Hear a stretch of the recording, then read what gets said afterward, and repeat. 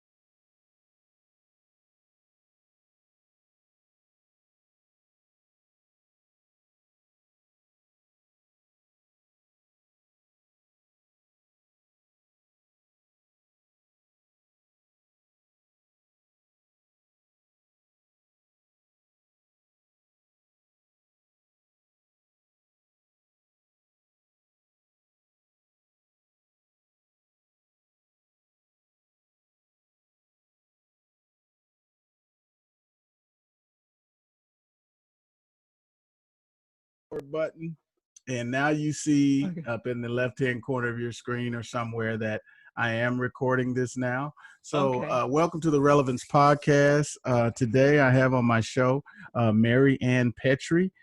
She's the author of the book Dismantling Family Court Corruption, and she's just a wonderful guest. I'm excited to have her on the show tonight. Welcome, Maryann. Thank you for having me on. So tell us a little bit about your book, and then we'll get into this conversation, this in-depth conversation about your struggle.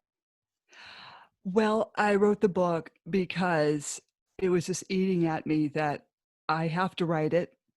And people were constantly asking me, what happened to you? What happened to the kids? Constantly. It was just, it just needed to be written. So I wrote Dismantling Family Court Corruption, Why Taking the Kids Was Not Enough. And I wrote it in 2 months, and I handed it to my publisher, Melanie Davis of Triumph Press.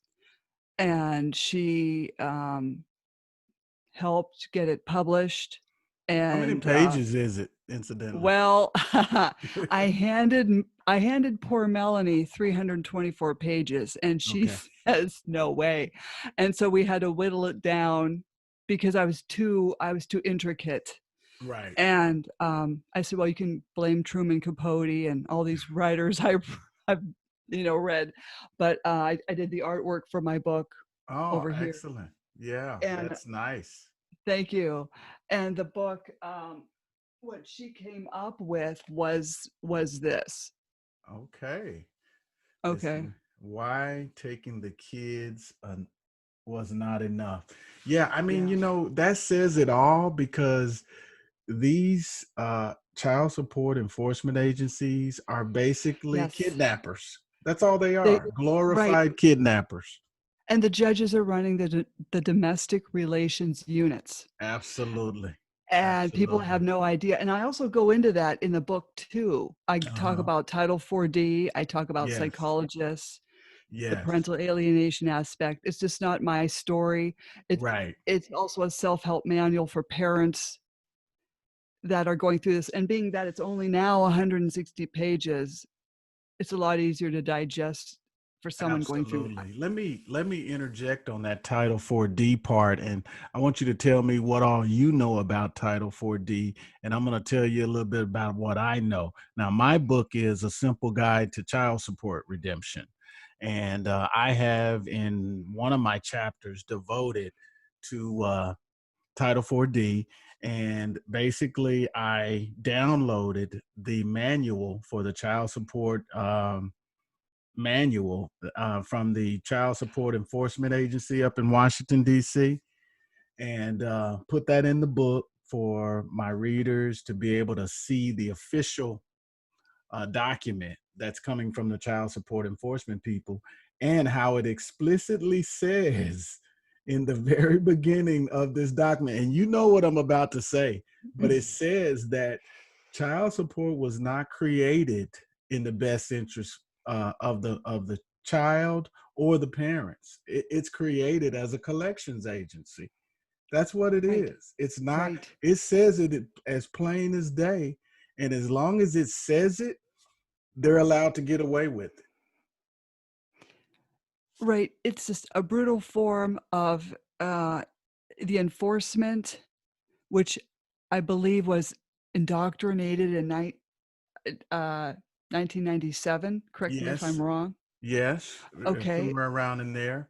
Yes. The AFSA, or something like that. And I was like, oh, I just had no idea. Bill Clinton had a lot to do with that. Yes, he did. Thanks, Bill. Thanks. Yeah, the Direct Work Responsibility Act, the Work Responsibility Act, and it was originally supposed to be only for government employees, but it trickled down into the private companies and everybody when they saw how much money they could make. Right. And they're making billions. Oh my God. Texas, which is who got the majority of the money from me, Maryann, they got $225,000 from me over a 20-year period. And that's sickening. That's sickening. And I can guarantee you that my kids probably didn't get 40,000 of that. No, they probably didn't even see one dime. Exactly. Really. It's just a bad, corrupt system. Right. And they know how to get it out of you. Absolutely. And they don't care. It's very scary when when they have more power than the IRS, because the IRS can't garnish your check unless you have some kind of outrageous IRS bill and you owe it for so many years. But even with that, it would have to be extreme for them to garnish your check.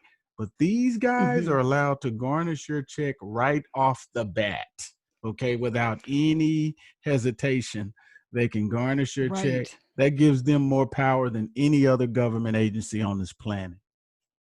And they're garnishing, if you are in the arrears, they're garnishing 65%. Exactly. And so that means I'm only taking home $14. Is that what that means? I actually called and asked. Yes. When I was working my minimum wage job. There's no due process involved in how they arrive at that figure. So if they just go automatically to that 65% because they're forcing you and everybody else into arrears with the enormous amount that they have you pay that is not in accordance with what it really takes to raise a kid. Okay. Number one, that's the first thing that a person should understand. It doesn't take several $1,000s a month to raise a kid. So that tells you right there that they're taking the money. Exactly. And if you go on to you did 19s. Are you still there? Yes, I'm still here. Okay. Oh, good. Okay. Well, I pull up 2019, but I'm looking at 2018s. Okay. And it's in the billions. We're talking 616 billion, 120 million, 865. Oh God. 616 billion. 16 billion, 120 million, 865,835. Oh my! That's what they are pulling. I didn't think it was that much. I thought it was like 100 billion because Texas was number one at like 4 billion in 2019. So all of these other states, New York, California was second with 2.5 billion. So how did they come up with 616 billion? That is just unfathomable. It needs to be stopped. Congress needs to stop this. The executive branch cannot do it. It's Right. got to be done through Congress. Right. And I really think every American should completely flood their congressman with letters on a daily Absolutely. basis. Absolutely. But you know, And the system itself is so unapologetic, okay? mhm, People that are not suffering from it cannot even empathize with the people like you and me that have struggled mercifully with this thing. They can't even empathize with us because they don't even want to go there, okay? My own right. family, my own people, they try to understand, but really at some point they stop. They're like, I Mhm. just can't fathom that they're doing this to you. I'm like, well, if you just understand that when you go to a child support hearing in family court, when you realize when you first walk in that they don't allow witnesses to come in, that means they can Yes, do absolutely anything they want to do to you. right. And that's why I am also pushing for video cameras and tamper-proof mics in front of these judges Absolutely. in these courtrooms. This is Absolutely. they're acting like a disgrace because I have been treated so badly by judges. We're Yes. talking yelled at, demeaned. And I Yes. mean, I've been a registered nurse for 23 years. I've worked with the public. So you Right. would think, well, gee, you've been yelled at and screamed at by the public. Oh, no, not like this by a judge. How about Give me an that for you? example. Give me an example of what he said or did, and I'll give you an example of what he said and did to me as well. He would say off the wall things like in regards to one of my children. You Yeah. know, it's over. You're not going to get her back. Do you understand? Can you get that through your head? Can you get it through your head? Do you understand you're not going to get her back? It's like, buddy, calm Wow. down. I already Wow. know that. Wow. Calm it down. You know, bring it down a notch. Yeah. I really wish I could have said, I mean, I wish I could have gotten snotty with him. And Right. uh these other judges, and you just stay silent because you've just got Yeah. to You don't want not to make rile them them up. mad. You don't want to piss them off more because they'll mess around and put you in prison forever. Yeah. Because 'Cause the lawyer that you have standing by your side is not going to do anything because he's probably on their side. I right, hate to say it, but I know. most Well, of the lawyers are on their side. They sign an oath to the Bar Association, and they contribute to those judges' reelection mhm. campaigns. It's just a Oh, total yes. conflict of interest, the whole Oh, setup.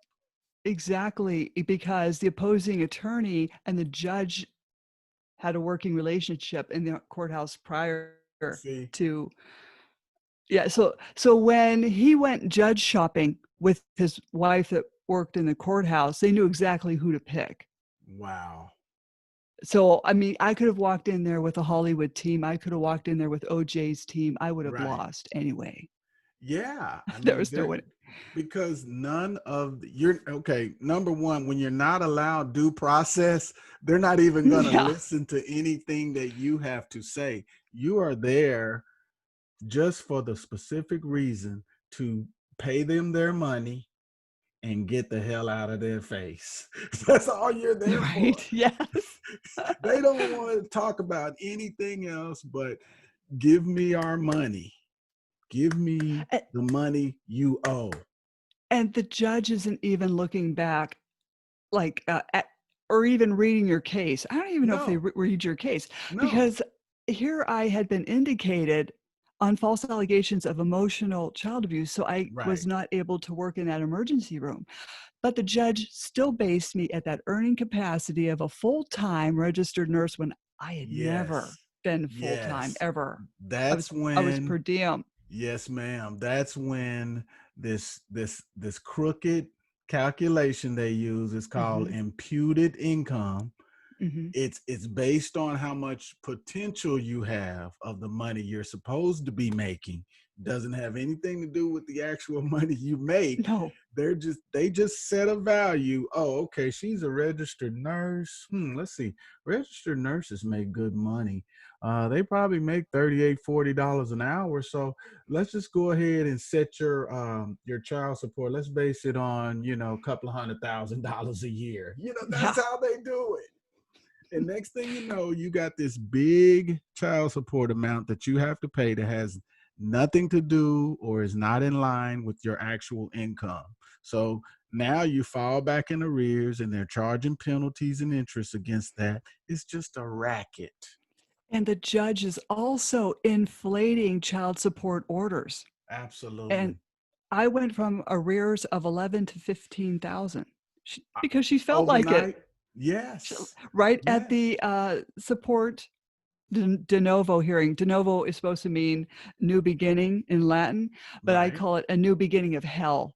So, wow. And it's like, how come when I got the order in the mail, it went from 11 to 15? How did that happen? Overnight. It is just amazing. Lawyers, when I found out going through this system in they are the worst in math. They are I don't know where they learned their math from, because it's not conventional math. The way they figure things. Lawyer school. Oh my God. I mean, as far as the imputed income and then just putting a price out there that you have to pay based on what they think you should be paying.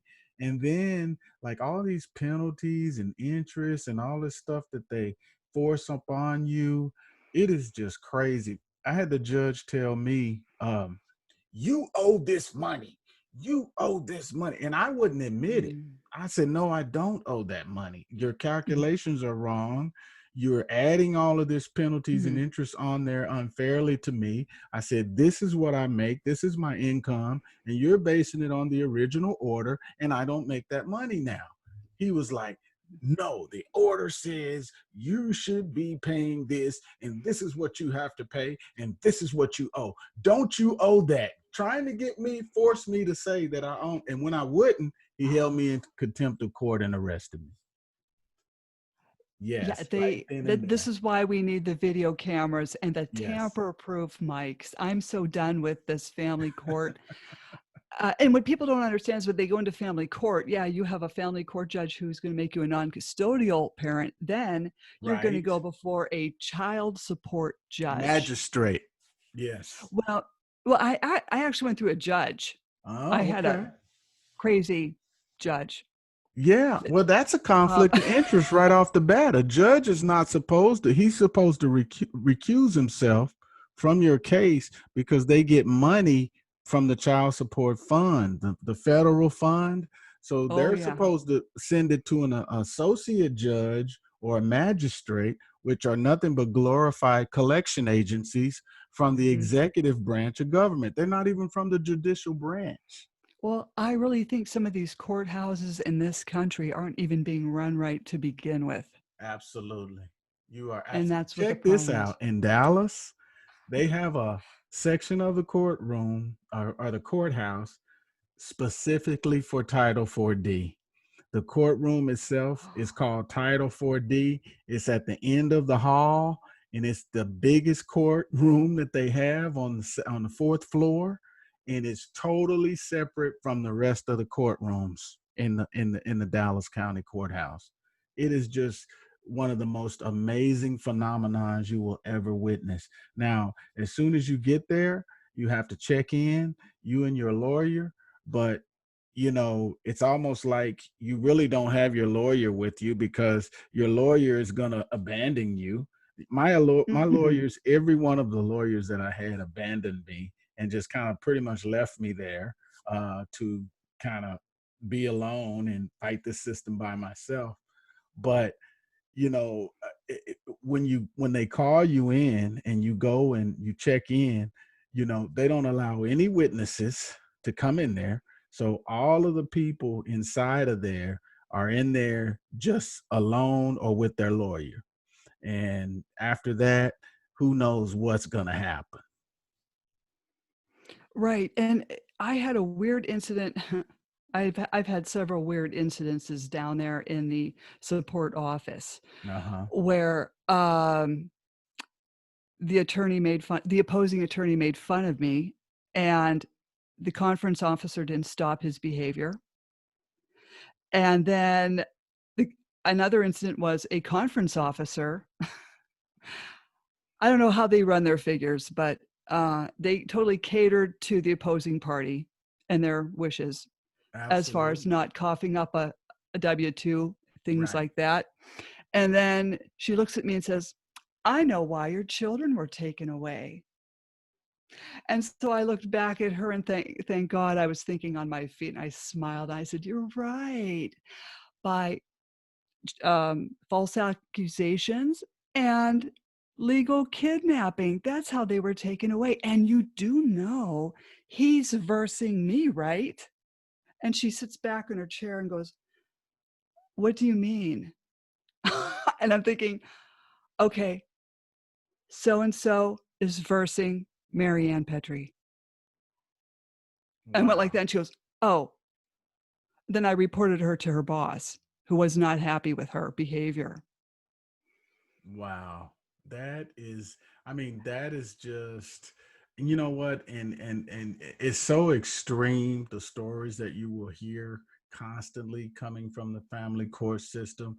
But, basically one thing you said that was really, that people really need to understand is when they label you non-custodial, whether it's in that first hearing you go to or whatever, second hearing or whatever, you're done.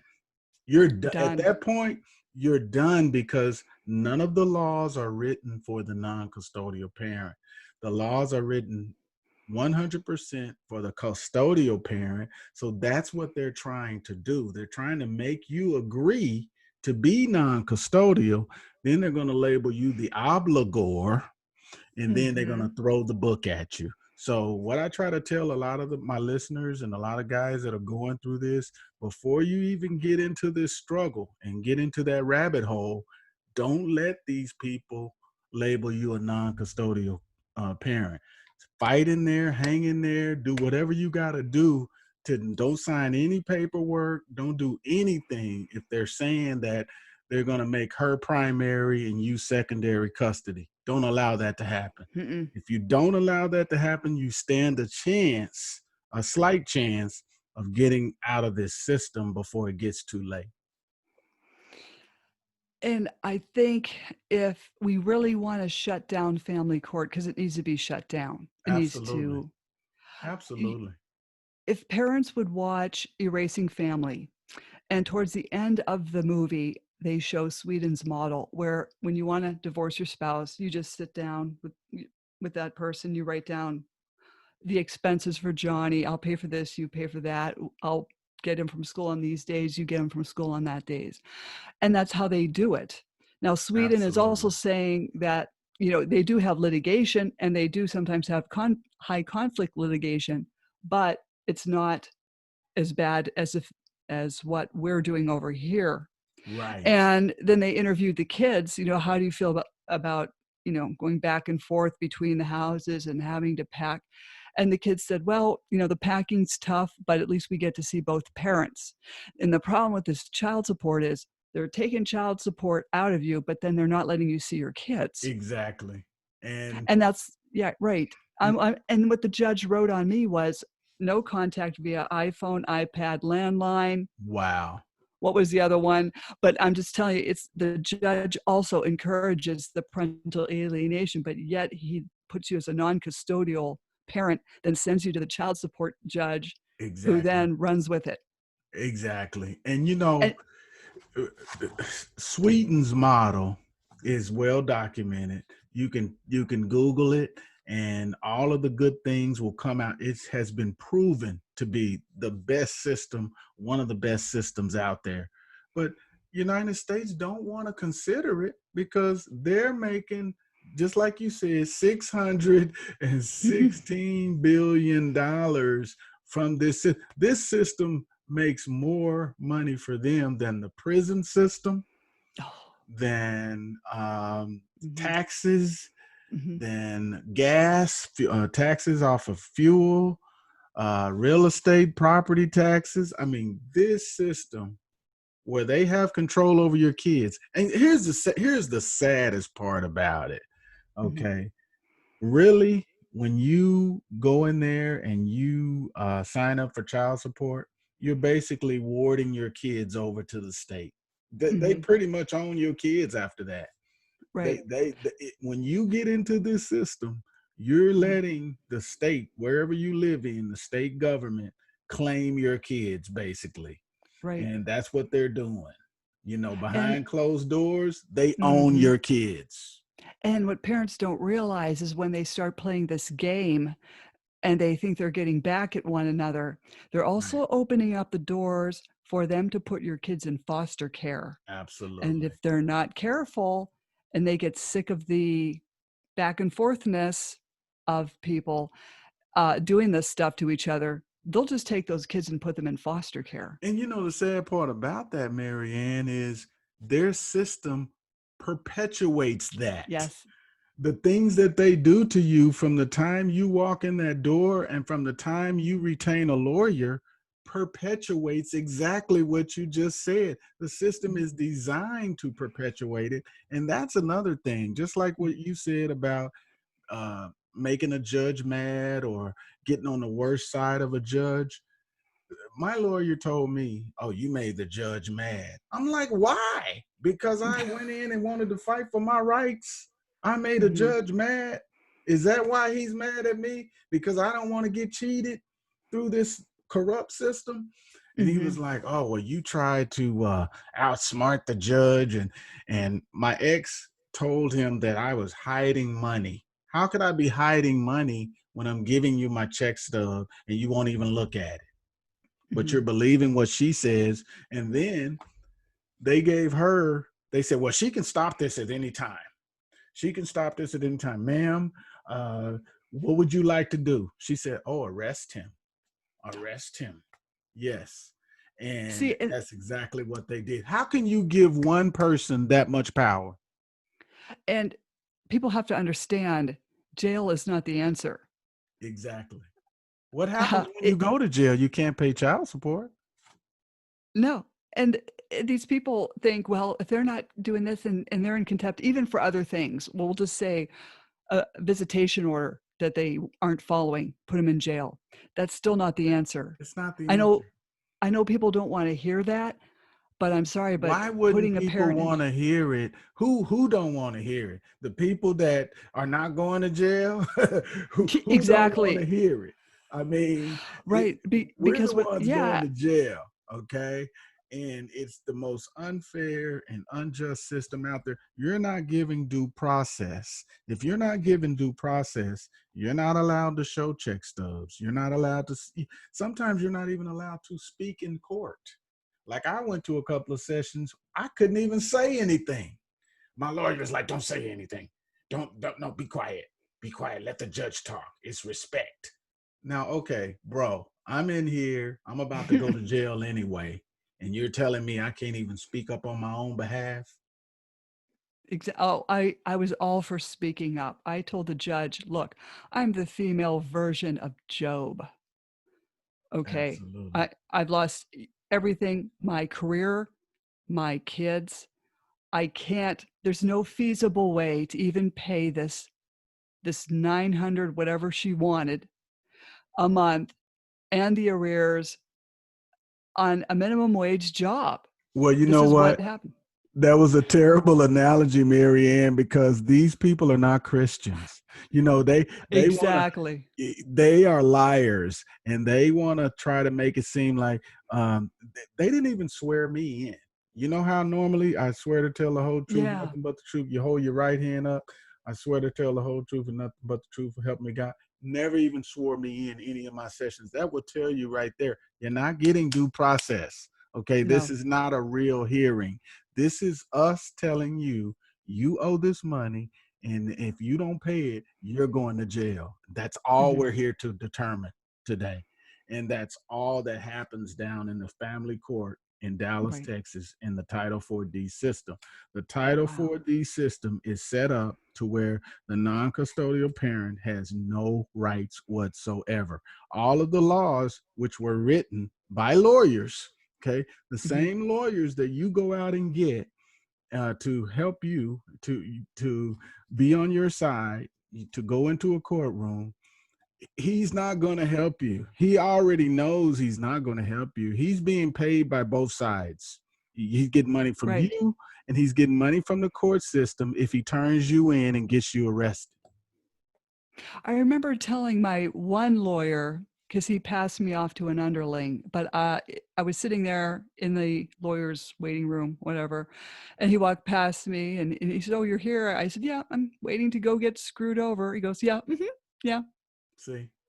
just like Oh, that. And I thought, okay. let me tell you a story, a funny story. I had a lawyer, okay? So my apartment gets broken into. And the lawyer had told me he was negotiating with the court for me to bring X amount of dollars back to court when I came.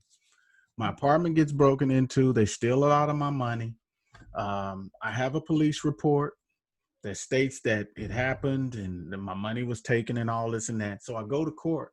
They don't even listen. They don't look at my paperwork, don't believe anything I'm saying. They think I made the story up. My lawyer doesn't even try to negotiate for me.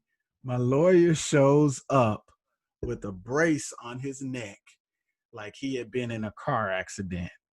I'm like, dude, if you can't perform your job as a Right. lawyer and you're hurt and you're injured, why are you here just to take my money? Is that all you're here for? Because Hmm. you're not going to be able to do anything for me anyway. So this guy proceeds to try to tell me, hey, well, they're about to send you to jail. So is there any way you can come up with they want $5,000. Is there any way you can come up with $3,000 or $3,500 so I can go back to them and tell them that you tried to come up with this money? I said, sir, my house just got broken into. They stole my money. I said, this is how much I brought. I think I managed to raise $1,500, and I brought that to court, and they looked at it like they didn't even want it. They didn't even want the $1,500. If you can't come in here with $5,000 like we ask you to, you're going to jail. So this is what he told me. He said, well, I had the same problem. Okay, now why is a lawyer telling me that he's going through the exact same thing that I'm going through? I said, why didn't you tell me this at first when I first called you? Because if you had told me this at first when I first called you, I would have made a not return. If you're having the same problems that I'm having, and you're telling me to do the same thing that you did, and you're a lawyer, what kind of sense does that make? He was telling me, sell your car, sell your automobile. He said, I'm driving an old Camry. I was driving a nice car and I had to sell mine to come up with money. This is all a lie. This guy is Right. putting on a front. He's got a neck brace on his neck. He's walking around the courtroom, just in a total facade. He's just an actor. And I just sat down and I just realized this whole thing is a charade. This whole thing, he's already made an agreement with that judge. You know how they go into the judge's quarters and decide your fate and you don't even know it? They've already gone in there and talked to the other side and talked to the judge before you even go to court. They've already talked to the judge. You're just the formality. When you come in there, they already know what's going to happen to you. So that's when they start the acting. That's when they start the game, and the rest is just a charade that has to play out so that the people there can kind of see and think that it's a real court system. Yeah. It's really sad because I was in the contempt box on Holy Week with a bunch of guys, and Wow. I was sitting in the back. I guess that's where a jury would sit as well. Okay. But we were packed in there like lemmings. And then there were two gentlemen at the front row that were shackled at the wrists and the ankles, and they were wearing, the beige The orange scrubs. jumpsuits. Oh, the jumpsuits. Well, we got to wear beige. Oh. We got to wear beige scrubs. You're privileged. So, yeah. You're styling. Yeah. And so this judge comes out, and I remember when I used to be at work and we'd talk about her, some of the nurses would say, well, it depends on what lipstick she's wearing, depends on her mood. So if she's wearing peach, look out. See what I mean? Yeah, stuff like that. I'm going, Stuff ooh, like that. And so she called me first. Well, as I was sitting there, I saw my ex had shown up with his parents. Wasn't that nice? He brought his mommy and daddy with him. They got to come inside the courtroom? They got to come and watch. Wait a minute. Was this during your divorce trial or during your child support hearing? This was a contempt support hearing. Okay. Support hearing. Okay. All right. Gotcha. Yeah, they called it a contempt support hearing. And I was very lucky to get that transcript, because I was told that there was no transcriber there, but I didn't know if there was or not either. I couldn't remember. But it was Holy Week, and I'm sitting there and I see them come in, and then his attorney came in, and his attorney's just leaning over the rail just like this. And the bailiff walked over. This bailiff had to be 6'4", and he walks over and he goes, "What are you doing here?" Just like that. And I thought, oh, wow, someone's on my side. And the lawyer says, "We're just observing." Wow. And I thought, yeah, you're observing me getting shackled up like Jesus and hauled off on Holy Week. Absolutely. Anyway, the judge comes out she comes out of her flowing demonic robes. And yeah. She calls me first, and it's like, how do I get out of this box? Because we are packed in there like worse than a movie theater, right? So I'm getting out, I'm tapping each guy on the shoulder saying, God bless you. Can God I get bless by? You. God yeah. bless you. Yeah. God bless See you. you later. See you in hell. Yeah. That's where we're going. I know what she's going to do to me, and God knows what she's going to do to you, because she's that evil. Yes. And so, yeah. And luckily, she told me to come up with $2,000, and she would give me a month to do that, or then clock into the sheriff's office in 2 months. Yeah. And that's also when my ex ran up and said, Your Honor, she's been defiant in paying her child support. And see, why is he doing that? That's some, excuse my French, but that's what women do. I mean, why is a man doing this? He can't even call himself a real man if he's doing that type of stuff in court. Thank you. Thank you. He must be a closet homosexual or something. I don't know. I never knew when, when you marry someone, whatever, you get to know them and you really think highly of them. Yeah. Had no idea he would turn into this. Same thing happened to me and my ex-wife. She turned into the wicked witch of the West. You just really don't. There were red flags, and I try to point them out in my book to help others avoid these pitfalls. Yes. But, there's nothing you can do when you're naive and you don't know. And when I was a psychiatric nurse, I started off also as a psychiatric nurse. I said, what is a personality disorder? Right. And the nurses there said, oh, that's a nice word for a-hole. Wow. But they didn't say, they said, okay, here's a borderline personality disorder. You're assigned to, take care of this patient and talk to them. But narcissism was never mentioned. I don't know when narcissism it suddenly came into verbiage. Right. But now it is. People are openly talking about it. Wow. And it's a major issue. Go ahead. It is. Oh, I'm so sorry. But I really feel it should be taught in, we'll say 8th grade up until the senior year of high school, the narcissism. And there's multiple types of narcissism, like the covert, the malignant. Absolutely.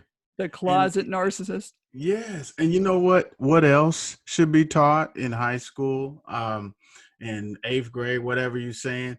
I mean, they have these child child training classes and stuff in high school, because my sister Mhm. took them when she was in the 10th grade or 11th grade or 9th grade or whatever.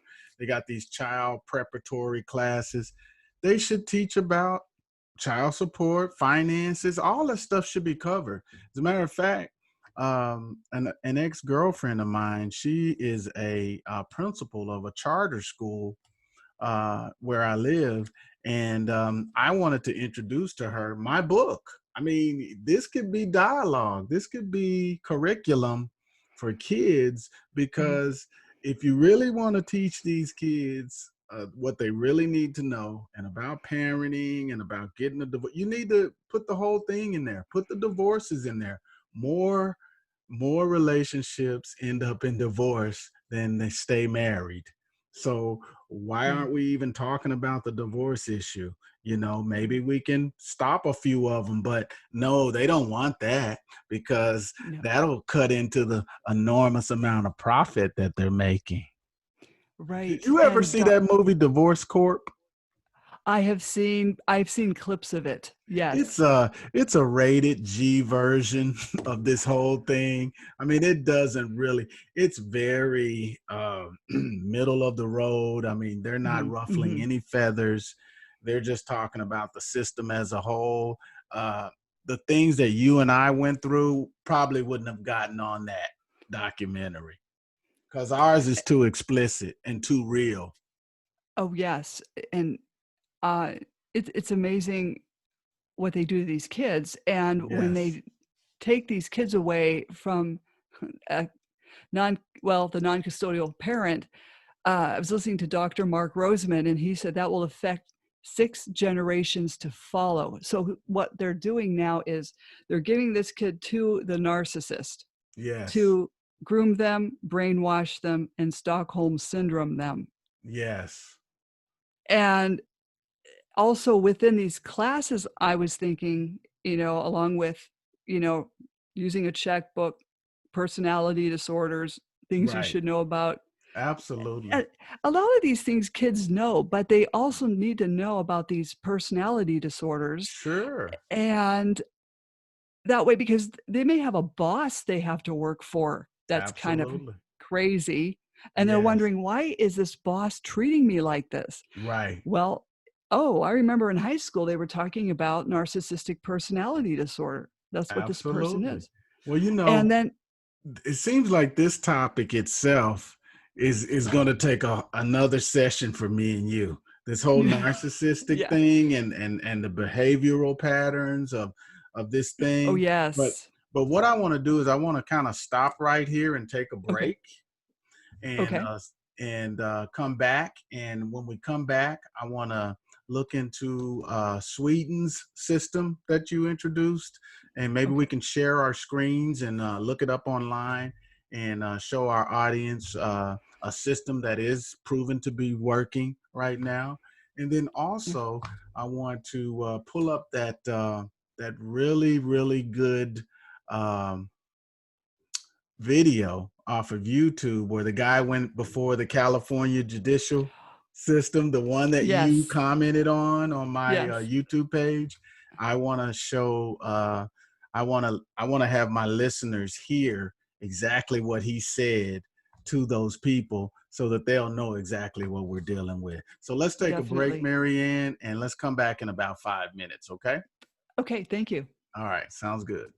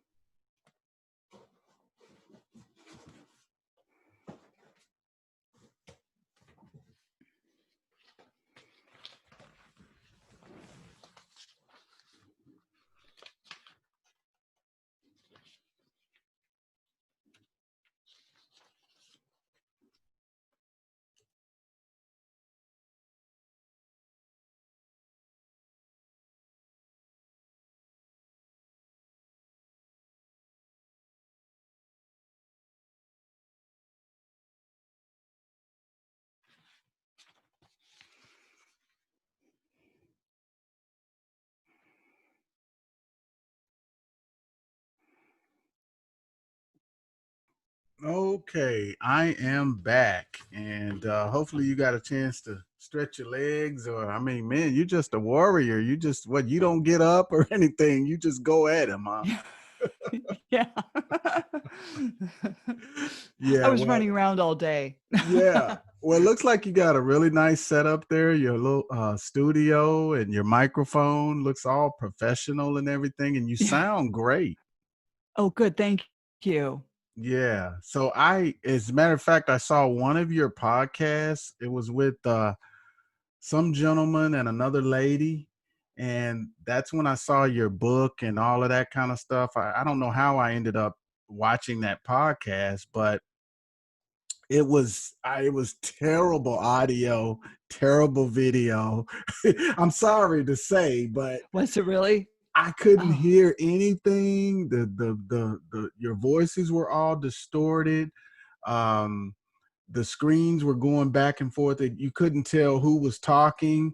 You could tell when the guy was talking, but I couldn't differentiate you from the other lady who was talking. oh, oh, you're going to Yeah, have to show me that video. I will. And we will go through that. And a lot of it is production. And I'm learning a lot about this stuff, especially with Zoom and some of the video editing and stuff that we do It's hard. Yeah. to make these legitimate. So, but anyway, we'll get back to it. And I just wanted to kind of show you my book. Oh, nice. Yeah. So this is a simple guide to child support redemption. And I I worked with a guy on Fiverr to establish my to design my book cover and everything. So I'm really proud of that book, man. I'm like you. I devoted when I sat down and really said that I was going to finish that book. It was about 2 months between Yes. all Yeah. the editing and everything. Now I self-published mine. Uh, Hmm. it's on Amazon. I self-published it, and I did everything from start to finish. And I got another book coming out in about a month. I'm almost about to finish it, but my book and your book is such a sour subject. I mean, Yeah. Yeah.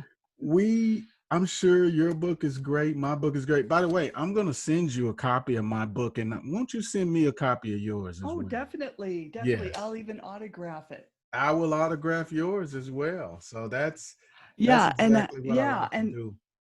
you'll have to give me your address later. We'll swap Absolutely. addresses. Absolutely.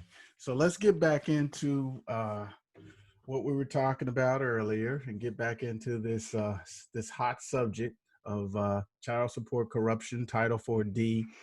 Hmm. Now, do you know the difference? Now, I saw on your I guess on your YouTube post you were saying end Title 4. There needs to be an end to Title 4, B, D, and E or something. You said D, Hmm. E, and I think it's A, D, and E, isn't it? But it could be B Well, and B C. I is don't CPS. B know. is children's services that don't do Okay. anything. Okay. Yeah. And then E is foster care. Okay. Gotcha. It's all corruption. Why don't you It just is. label it all C for Yeah. corruption? Yes. Yeah. Title 4 C for I corruption. totally agree. I mean, it is just ridiculous. It is just one of the worst systems in our entire world. And it's funny because America makes so much money on it. Um, all of the other government agencies around the world are copying the United States system because it makes so much money. I go into detail a little bit about the history of child support or Title 4D and how this whole thing started. And, Hmm. I talk a little bit about how it started in England. And, Yeah. it started out how basically if a relative owed another relative some money or whatever, that's kind of how it started. They would loan Hmm. somebody some money, wouldn't get the money back. And so they would put them in like a debtor's prison, Right. until they pay their people back. They would make them work it out, right? And so the Right. system got manipulated, but that's how it all started. And then next thing you know, Hmm. we end up in this indentured servitude and this modern day slavery system that we have today. And it's a total mess. It is. Yes. So, but your book talks about your personal journey. Is that right? Does it, Yes. what other things does your book speak about? It talks about the psychologists, Mark Roseman, Dr. Childress, Karen Woodall. I have excerpts of their work in my book, along with Nick Balla. He is an attorney in Canada. Okay. And so I've got their excerpts of what they think about Title 4D and the psychology of parental alienation.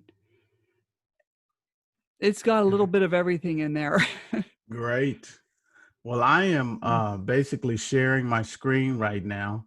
And as you see, I have the video up. I'm pointing toward the video that allowed you and I to meet each other. And that was a great way to meet. And, I'm always interested in talking to people that are involved in the struggle like yourself.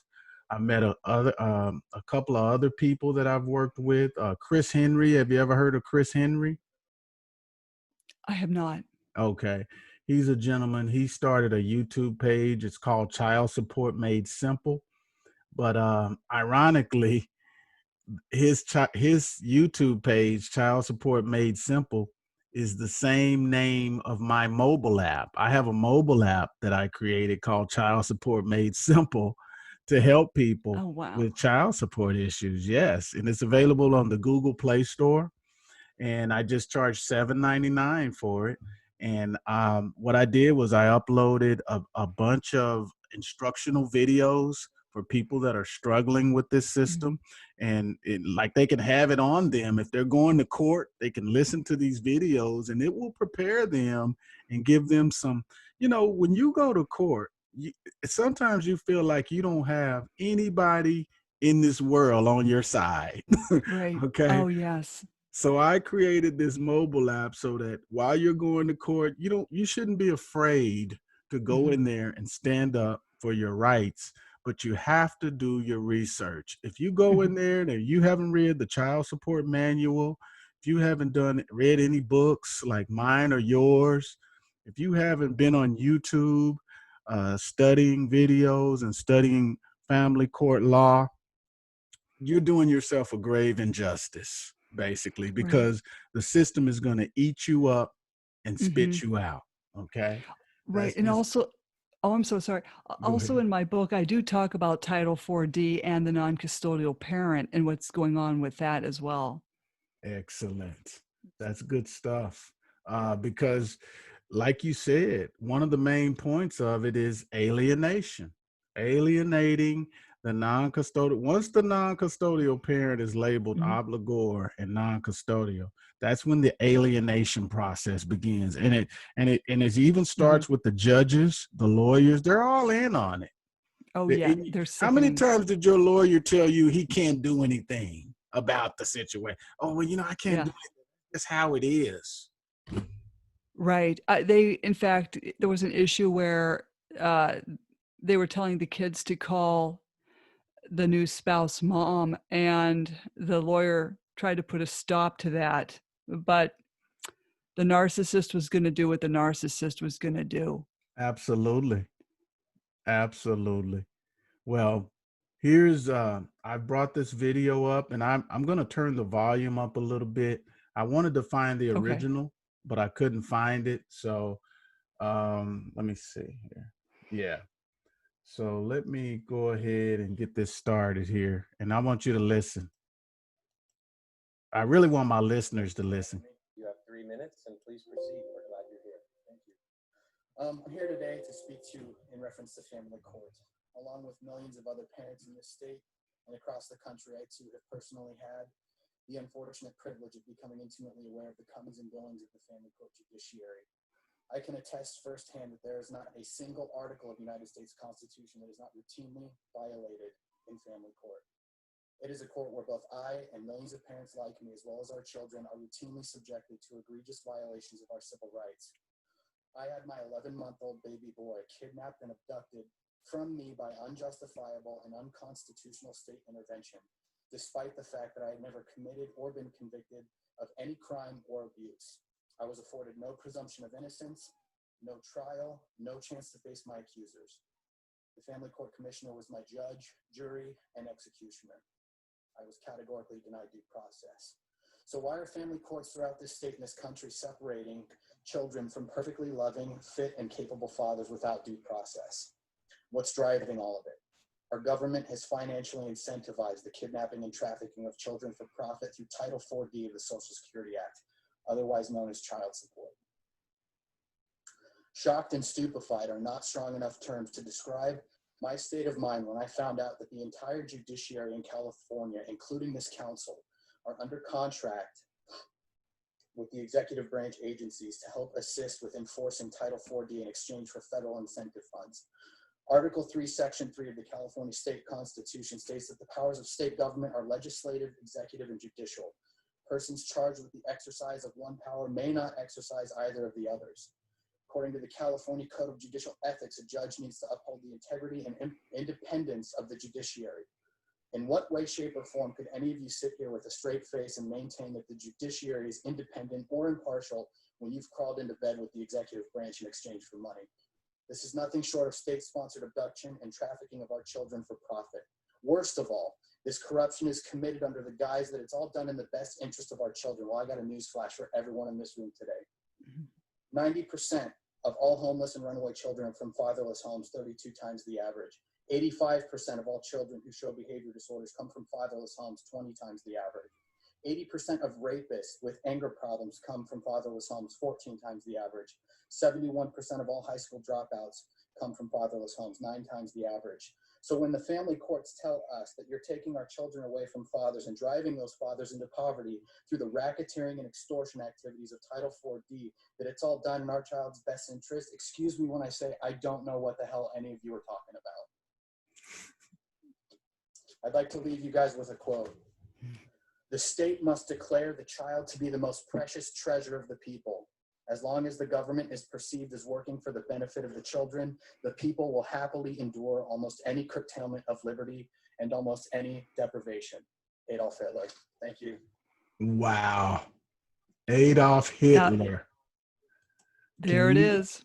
That is, I mean, I could not put that more bluntly or more explicitly or say it any better than that guy just did. I mean, he pointed out the whole scam to everybody to show you this whole thing is a scam, man. They're kidnapping kids, doing people like me and you very badly, and it's all for money.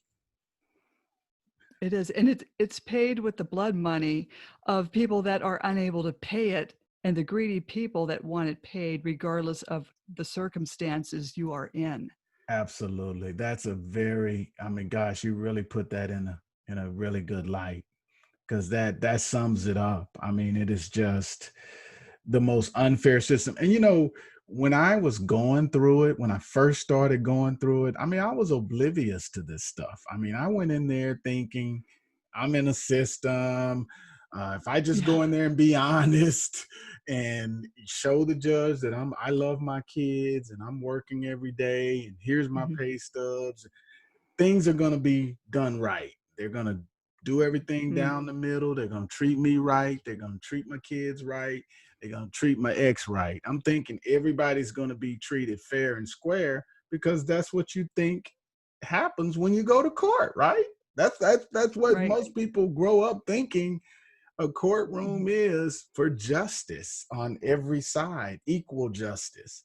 But this is nothing like that, okay? I want everybody to know this is not even anywhere close to justice, you know?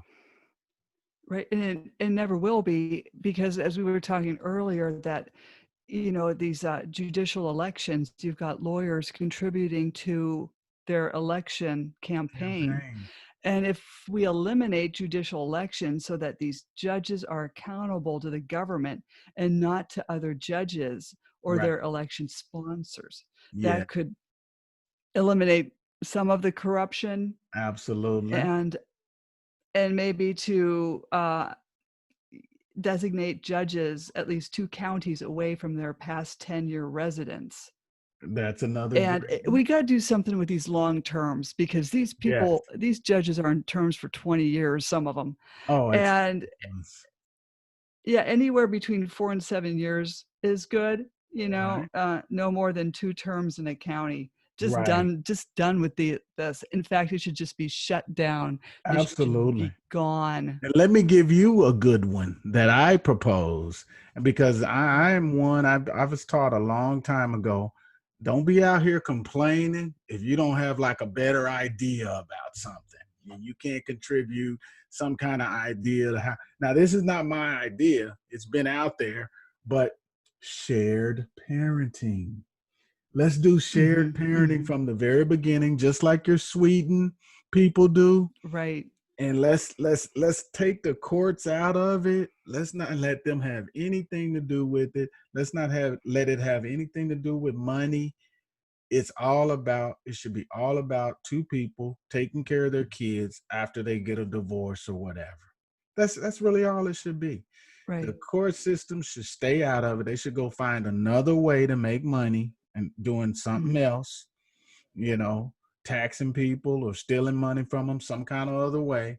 And the lawyers need to go get real lawyer jobs and not these. I put child support lawyers out there with these injury lawyers.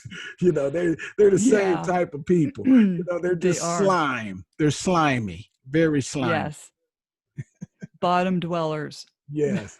But the state of Illinois, as of I think 2017, they kind of led all of the other states in proposing something that would be close to shared parenting, an initiative, and it's through that state. I don't know if any other state has advocated doing it, but it was a shared parenting philosophy and a concept and an idea and a process that would eliminate a lot of this corruption and stuff like that that's going on, because you just give both parents 50-50, man. When in Texas, and I don't know where you live, Mary, obviously you don't want to say, and I respect that, because just keep it, whatever you're doing that works for you, make it work for you. Matter of fact, I really shouldn't be talking about Texas like I'm talking about it, because these guys are the mob, man. These guys are like the mafia, and they could come after me one day. Did you ever hear? Same here. Yeah. Did you ever hear that lady, Nancy Schaefer? See Schaefer. Yeah. Yes. They said that. Yeah. Go ahead. No, I'm sorry. I interrupted you. I'm sorry. No, go ahead. Tell me what you know about the Nancy Schaefer situation. Well, she was a senator, and she and her husband were assassinated. She was to give a speech 2 days prior, and they assassinated her and her husband. And she was going after and explaining how CPS is trafficking these kids. Yeah. And the thing is, I think everybody knows I'm from Pennsylvania, and Pennsylvania's initials are PA, otherwise known as parental alienation. That's how I look at it. Even though it's really not, it's probably nothing. I shouldn't laugh, but if I don't know, it's just so frustrating. It is. I was fortunate enough to win my child support case in the Superior Court. Okay. As a pro se litigant. And thank God for that. Or I would have been doing jail time every 3 months. Wow. It was ridiculous. Something I heard was that, and it just sounded funny to me, but I think those judges get like money, like a bonus money, like almost like commission for sending you to jail. Isn't that something? Oh. I mean, how can a system be so unregulated and be based on so much of a conflict of interest that the judge can just do anything he wants to do. He can sell out, he can make deals under the table, he can get money from here, get money from there. He gets paid no matter what, and it's all based on him getting a fat salary. That is just the worst system ever. And I think their spouses should be held accountable as well. You know, their time is coming to an end. Yes, it is. It is. Yes, I really do believe it is. And their spouses don't realize it, but they're going to be held accountable along with them. You're saying the judge's spouses? Or Yes. you're saying the spouses of the victims of child support? I'm saying the judge's spouses.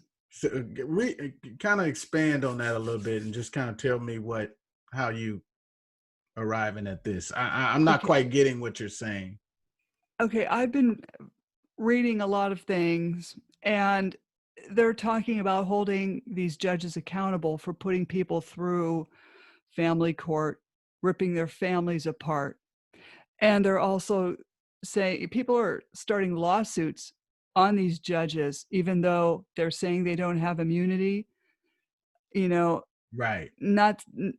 It's coming to an end. And what they're Yeah. also saying is they're going after their spouses as well. Wow. And I've read that. I wish I could quote where I read that. I thoroughly apologize that I can't quote that. But hey, they're living off the fruits of this corruption as well. Absolutely. I mean, hey, I say go after their spouses. Hell, they've gone after us, and they've put us as low as they can make us. And you know what's funny is, you know, I'm starting to realize now all of the people that are in on it, your employer is in on it. Okay. When your employer doesn't even look at I sent my employer paperwork that clearly states I am under no child support obligation. But do you know they let the payroll processing company determine that they're still going to garnish my check based on an invalid court order that doesn't have a judge's stamp on it. Okay. It's not even signed by a judge. And then I have paperwork that came after that says I am under no child support obligation. No child support obligation is in effect or owed. Okay. But these people sent them another income withholding order that post-dated the paperwork that I submitted. They stopped it, but then they started it again. And guess what they did, Maryann? This is going to kill you right here. Guess what they did? They started it right before the lockdown, and they intercepted my stimulus check.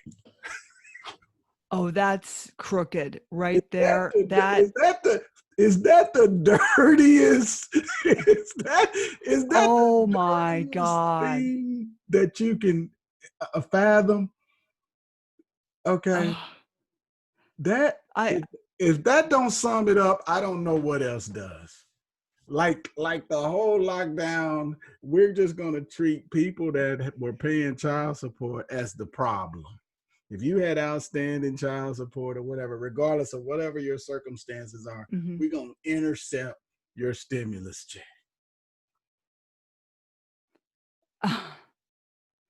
Well, I have something that maybe kind of matches that. Okay. Because when I was going through this wonderful court process, there was a pension fund that was owed to me. It wasn't anything extravagant by no means. It was only around. It was your money though. You earned it. Yeah. And it was like $2,000. And the family court judge, it was a 3-ring circus with him, because one minute he's talking about taking your kids away. The next minute he's talking about child support, which he shouldn't be doing. And then he's saying, no, you don't deserve this pension fund. And my attorney told me, I believe this judge is wrong. I'll only take half of the fee to go take it to Superior Court if you want me to. I said, if you believe the judge is wrong, I know he's wrong. I'll pay you to do this. We won. Wow. But could we extract that money from him? No No. way. So as we continued this charade in family court, this judge came up with this fabulous idea to put this money onto the arrears. Oh, I think, wow. Well, whatever. I guess Yeah. they're going to do what they're going to do. Well, get this. I mean, it's like you have no. There's nothing you can do. This system is so diabolical and so evil from top to bottom. People that are not going through this can't even fathom what we're talking about. They can't fathom. See, the reason why it's such a sour subject, the people that are going through it, and that's why we get a lot of hits on our YouTube pages and stuff like that. They don't know what to do. But it's like you can keep fighting it. You can fight this for the rest of your life. But guess what? If you're not doing the right thing, you're not going to make any kind of headway. No, you can't. And this judge was supposed to sign off this order for this $2,000 to go into the arrears. And meanwhile, I'm going to these contempt support hearings, and where's the 2,000? Where did it go? Well, the judge, he never signed the order, and then he died. I bet you got that. I bet you his spouse got that money. I bet you he got money before he died. It was just in limbo. Well, the ex still wouldn't pay it. He wouldn't do the right thing and say, I'll walk it down to domestic relations and put it on the arrear. He wasn't going to do that, would he? Right. So what happened was, after my little stint in prison where I was having chest pain and they wouldn't do anything to help me. Okay, wait, first of all, was it prison or county jail? Well, it said prison on the building. It did. It said prison. They put you in a correctional facility, like a real prison? I was in with the general population, and my ex was telling my kids I would be playing tennis like the Wolf of Wall Street. Oh my God. How long were you there? Can I ask? Oh, sure. The judge ordered 2 months, but they would not give me the medications that I needed because that's a human rights violation. So why not commit more human rights violations by putting you in debtor's prison to begin with? Sure. Is a violation. Yeah. Not giving a patient their medications is another violation. And so I had called my father and I said, can you get me out of here? I am not feeling good. I'm going to come out in a body bag. Wow. And he got me out the next day. God bless him. He was 79, just what a 79-year-old needs. Wow. And that's what they do, is extort money from your family members. Absolutely. So when 5 months later, I do have a heart attack. Now this gets better. I had 3 stents placed to the lower LAD. So I let the judge know. I gave her, get this, I gave her the cardiologist all his paperwork. So I could prove I'm not lying. I had this heart attack. And then we had, wouldn't you know, a support contempt conference a week later after I could drive because, I had that heart catheterization. I mean, you can only laugh. I'm laughing I know. Because it's so bad. and this judge is so vile. And in fact, my counselor even said, this is more than a judge being a judge and thinking they're doing their job. This is personal. She's got some vendetta on you. She's coming after you. And in the meantime, I'm going, oh, please, God, I hope I win in superior court. I was praying, but that hadn't come back yet. And so I went before her and she said, I'm giving you a physician's verification form. I want this filled out within 7 days. And this is the only thing that's keeping you out of jail today. And I'm thinking to myself, I felt like saying, ding dong, you've got the cardiologist's notes from God. You've got the notes actually from God, the cardiologist. But you want me to take a form to my family doctor And luckily, when I took it to him, he knew what they were doing to me. And he filled it out. I made a copy of it, and I drove it to the courthouse the next day to her chambers and gave it to her secretary. Wow. And then about a month later, it was 2 days after Christmas, I get this thick envelope in the mail. And my husband, like I was laying on the couch and he tosses it on me. I said, oh God, I don't know. I opened it up and it said vacate and remand. And I said, oh my God, we won. And he ran over, to the living room. What do you mean? I said, wait a minute. I said, we have to do one thing. I said, could you hold my hand and I can jump on the couch like Tom Cruise did on Oprah? I want to know what that feeling is like. So he did. I jumped on. It was this yes moment. I just beat her. But he says, what do you mean? But I said, that means we have to take it back down to the lower court. It has to be argued in front of that same judge. Another court. Another fake court. Back. Another unjustified court. Another corrupt court. Right. And and I told him, I said, look, I've been pro se for so long. I said, now since this heart attack, I can't do it on my own. We're going to have to hire a lawyer. And luckily my counselor knew of a Supreme Court lawyer outside of the city, which was the ticket. Okay. Because she wasn't playing the watering hole games that, you meet after the courthouse and drink and talk about and laugh about your client's cases. Uh-huh. Interesting. She wasn't playing those games. Yeah. So she stood there before the judge. Yeah. And she said, Your Honor, you have to abide by what the Superior Court ruled. Yes.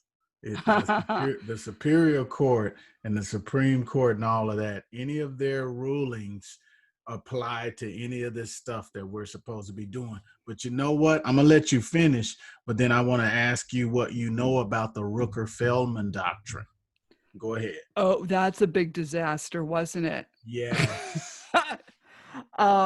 Yes, that I know about that. I was just, yikes, if I could look that up real quick. Yeah. So I'll tell you how it applied to me. And in my case, I took my case to the Supreme Court, the district court or whatever, the highest court in Texas, right? And I thought I was in the Supreme Court. I don't know. I mean, some of the terminology and stuff, they call it a district court. They call it a federal district court. I thought it was the Supreme Court. Okay. So I put this big complaint together. I labeled all of the people at the Child Support Enforcement Agency. I put the judge, some of the other people that had done all these things to me, the sheriff that arrested me, and, all of the, under the color of law. The color of law states that, you have rights under the Constitution for due process, and none of my due process or constitutional rights were given to me. So I put together this beautiful complaint and, go down and fill out my JC 22, whatever that is for the court, and the cover sheet, and, pay my money or whatever to get this, thinking I'm going to be able to go before the Supreme Court and use case law that, is proven case law, that it's supposed to be the gospel. It's supposed to be the final ruling on everything. And I have it documented in here, color of law, Rooker-Feldman, all this kind of stuff. So they hit me with Rooker-Feldman, and they said that they weren't going to go back and overturn a decision that the state had already made, even if it injured me. And then they dismissed my case with prejudice. I hate that, with prejudice. Yeah. Oh my gosh. I mean, it's so many levels of corruption, man. It's like, okay, what's next? Okay, you hit me with the Rooker-Feldman, and then you dismiss my case with prejudice. I mean, you could make that mean a zillion different things, So I stopped right there. I said, I got to do something else. I got to do something else to try to combat this thing. Using the judicial system where everything is against you is just not going to work anymore. Right. It's out of control, and it just Totally. Until when I had my attorney with me, when she asked for the W-2, that's when things changed. Okay. That which is pretty pathetic that that's what it took. But she was So worth every penny. they actually looked at your W-2 and saw and used that to help your situation. They looked at his because I was just so used to arguing in court, as a pro se, and Right. I was standing with my lawyer, and the judge said, or the opposing attorney said something, and I went to say, I object, and my attorney grabbed my hand, and she goes, I object. And so, but we were sustained all the time, and he was overruled all the time. And then I said to my lawyer, I said, the W-2. And then she said, Your Honor, we need to see his W-2. And this judge is a chirper. So she says, you two get up here. And so they were up there for the longest time. And the bailiff got me a chair and I sat down. And then my attorney came back and said, we know what he's making now. Wow. And that could have been determined a long time ago. I mean, but they wouldn't allow it until that particular time. And that's what I tell a lot of my audience and my listeners and stuff. If you're in a situation where they're not even giving you due process, they're not even looking at the evidence and the paperwork and stuff like that you bring in, you're going to have to approach it from some kind of other angle. Because what you're doing is just basically spinning your wheels. You haven't convinced them that you know enough about the law for them to even give you the slightest bit of your rights that you deserve. And I can't put it any better way. Is because sometimes you can go out and get a lawyer, but you have to be a lawyer with that lawyer. Okay, you just can't let that lawyer run rampant and do what he wants you to do. If you're paying that lawyer, that lawyer has to do what you want him to do, and you have to do your research. And you have to be co-counsel. Absolutely, you got to come up with laws and stuff, because that lawyer is not gonna. He may know those laws, but he's not gonna use them in your benefit, because until you make him. Okay. And until you force him to get up off of his ass and do something for you, he's not going to do it. He's going to be middle of the road, and he's going to play to the judge, and he's going to make little agreements with the other lawyer.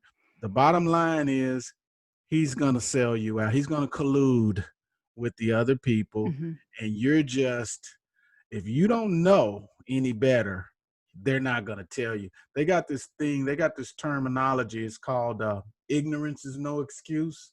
There's a Latin term for it. It's called, I'd have to look it up in my book, but it's called ignorance of the law is no excuse. And they got a Latin word for it, a Latin terminology for it, but I'll think of it in a second, or I'll look it up in my book. But that's what they do. That's what they go by. They're not going to tell you all of your rights that you have. Matter of fact, they're not going to tell you any of them. Your lawyer is not, in most cases, not going to even tell you what all your laws are or all your rights are. He's just going to do what he absolutely has to do. What you either make him do or what the court system makes him do. And I'm sorry, but there are just no good lawyers out there. I just don't. I mean, I just have never met one. I've been ripped off by so many lawyers. I can't stand lawyers. They're the biggest hypocrites. They're like real estate agents. How can you sell somebody a house, but you're right in the middle? You're working with the seller and the buyer, and you're gonna tell me your commission is based on how much you sell the house for, but you're trying to show me and convince me that you're trying to get me the best price. That doesn't even make sense. No. In fact, when I first went to argue my case in Superior Yeah. Court on the child support, I also argued for the child custody 50-50 because that's what the kids wanted. Okay. Because we had been the Sweden model for how long? Until the third party intervened and started sticking her nose in where it did not belong. Right. And so I had lost that case based on, I would say, corruption, because I believe the lower court and the higher court had something going along. And then when I went to argue the child support, this very mean, nasty female judge was very nasty, not only to me, but to another gentleman before me. Mm-hmm. And she was on a roll, and I'm explaining everything that had happened, but apparently that fell on deaf ears. But I came back again. I had argued there at least 3 times, and 3 times before that. And the time that I couldn't argue was with the second time I argued the child support, because they said they have too many briefs, they have too many reproduced records. They don't want any attorneys arguing. They're just going to read briefs and you'll get your decision in the mail. And at first I was mad, but then I thought, I think God might want me to shut up. I'm just going to let him. And that's when the heart attack happened. And I just had to let go. I just had to let go and pray I win this, or I'm going to be going to jail every 3 months. How long did you stay in jail, though? You never told Oh, me. I'm so sorry. I didn't answer that. That was 5 days. I made it 5 days, but it was enough to. Absolutely. Well, you know, and on. Go ahead. Oh, I'm sorry. Honestly, it should have been a heroin type of hospital, actually, because they had more addicts there that wanted my food, which they could absolutely have, because the food was horrible there. Right. And actually, one of the guards told me, he said, stick to the water. You don't want to drink the sugary stuff because that can affect your kidneys. Right. And so, it was just a lot of, also, while I was in there, my son had an altercation with his father. So prison is not the answer. Jail's not the answer. And it affects the kids because they were also getting picked on at school. Don't ask me how they found out at school that I was there. Social media, something, man, they got so much stuff out there, man. They got this thing called the dark web. They can find out anything on you. Right. And the father had a lot of flying monkeys out there that were helping him. It was just disgraceful. Wow. Because I would never have done that to him. Never. Because when we had divorced, we sat down like the Sweden model, and we said, okay, he said, he wanted to pay me something, and he told me, he said, my lawyer said I would have to pay the mortgage on top of paying you $2,000 a month. Okay. And that would only give me $400 to live on, and I'd have to live with my mother. Okay. And I said, that's really stupid. I don't want this house. You take the house. That way, when you have the kids, they have a comfortable place that they recognize, and they have their own rooms. I said, just keep the house. And he said, well, can I pay you X amount of dollars? I said, yeah, that's fine. I'm okay with that, because being a nurse, I think I was only making $22 an hour at that time. And with nursing, we would go through cycles where you would be working a lot, and then sometimes they would be calling you off. Right. And then 5 years later, I asked him for a little bit more money because that was happening. And I was like going, oh no, how long is this going to go on? Right. Because it was carrying on for months. And, his wife didn't like that. Right. And I think this is what people have to understand, is when you are practicing the Sweden model, whoever comes into your life, boyfriend, girlfriend, whoever, if they start chirping in your ear that you should take them to child support, just tell them, no, this is working out good with the kids. Exactly. This is working out with us. Stay out of it. Yes. I looked up that ignorance of the law is no excuse, but I can't pronounce it. It's ignorantia juris non exutat or something like that. But excuse me, Oh, man. ignorantia juris non exutat or something. But I can't even Oh, read it. But exutat. it's Yeah, called it's ignorance of the law is no excuse, and they're not gonna let you come into a courtroom just because you don't know the law, you don't know your rights. They're not gonna give them to you automatically. You gotta know them. You gotta, grill your lawyer, and you guys have both got to come in there prepared to fight the case or whatever. It's a terrible system. It's based on money. It's just at the end of the day, you follow the money trail, and it ain't really based on none of that stuff. It's based on money. That's what it's well, based on. I even tried to help my lawyer because they were saying they were short-handed, short-staffed. So I wrote up a motion. I did not submit it anywhere. I wanted to just show her what I had written up. Right. And I made it quite clear that it was not submitted. But then she dropped me. She did not like that. And then I was without a lawyer. And I thought, well, okay, we're going lawyerless. It's time to go lawyerless. I'm going to file this motion. Yes. And as a pro se, you're going to win and sometimes you're going to lose, but at least I had that win in Superior Court, and that was life-saving ultimately. Absolutely. Well, let's do this, Mary. Let's take another break. I usually take 2 breaks in my podcast recording here. So let's take another break and let's rest for about 5 minutes, and let's come back and let's do the last segment. And in the last segment, let's talk a little bit about, being pro se in your case. What's the best way to do that? And what's the best way for someone to go in and represent themselves in these types of situations? And then we'll let that kind of lead us toward the end of the show. How about that? Okay. All right. Okay. All right. We'll be right back.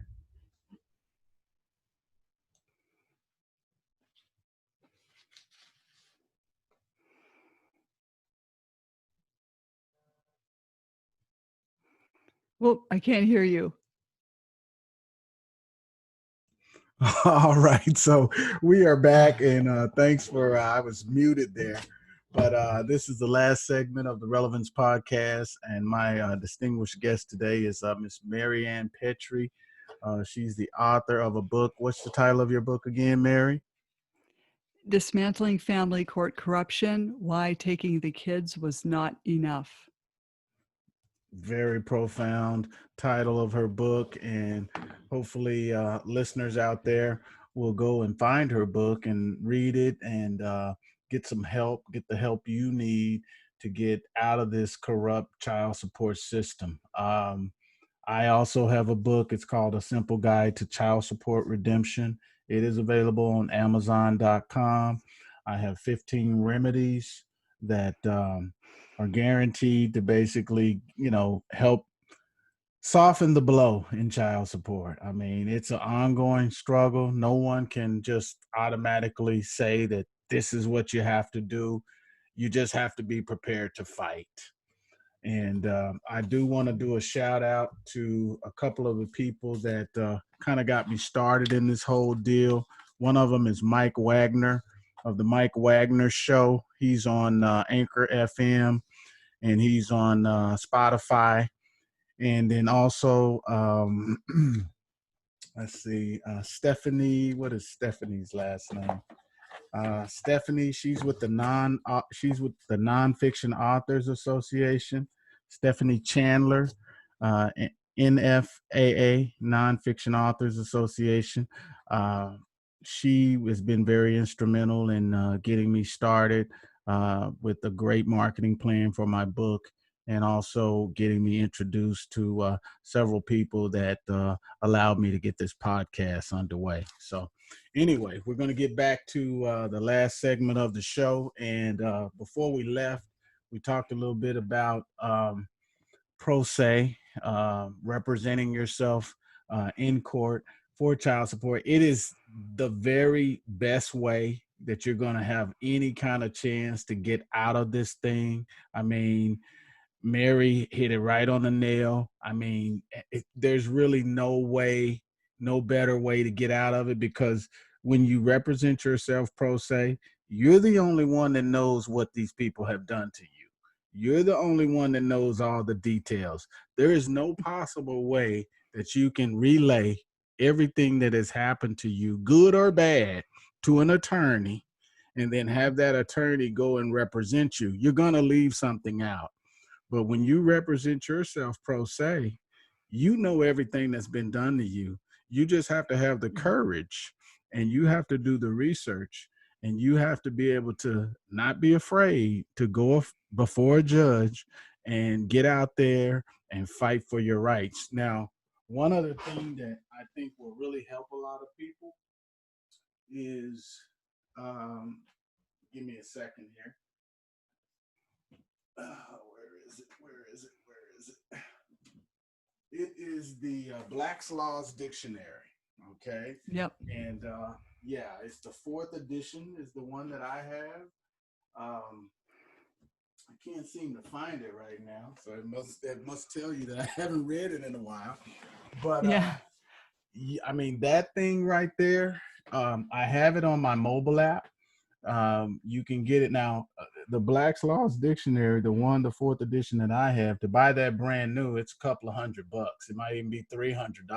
So it's not going to be cheap because of all of the really good information that it has in it.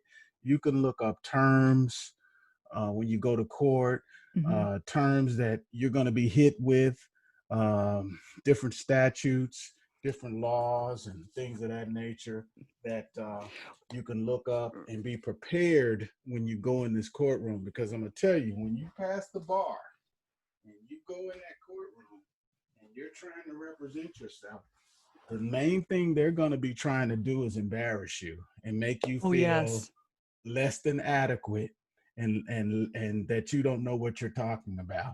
And that's the way that they continue to manipulate the system, exploit everybody, and keep everybody dumb. But if you do your research, like Mary did, like I've done, when we wrote these books, and when we go to court, you got a fighting chance to change your life. So go ahead, Mary. Just tell me a little bit about your experience in pro se and how that came about.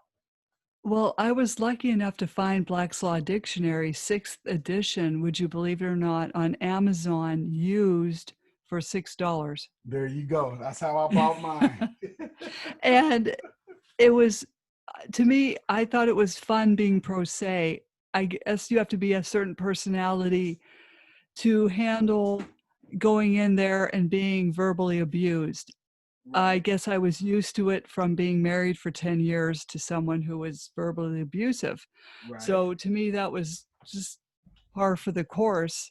Yes. And I went in there and I thought, well, gee, this gives me a chance to dress up and look like one of them.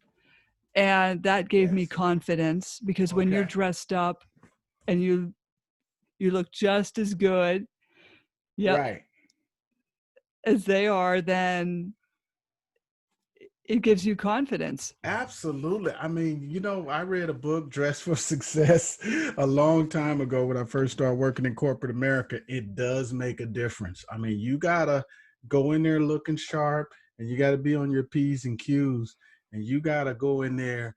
And when they look at you, they got to know that they're talking to somebody that knows their stuff. If they don't view you as a person that has done their research and that knows their rights, they're going to just trample you in the court system. Oh, exactly. In fact, I was in court and an attorney told a bald-faced lie to the judge. I believe. And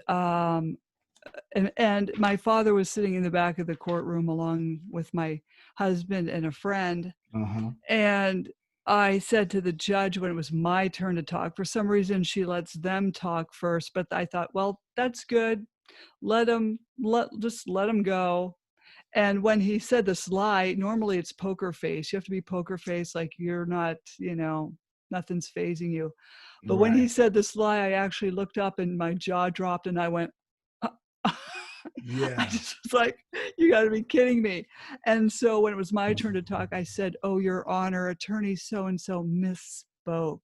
My father did write an affidavit, and he did say in the affidavit that it was all a one-sided conversation. He was never interviewed by Children's Services. Wow. And that attorney, and I looked over at him, and you could see he was turning red under his collar. Yes.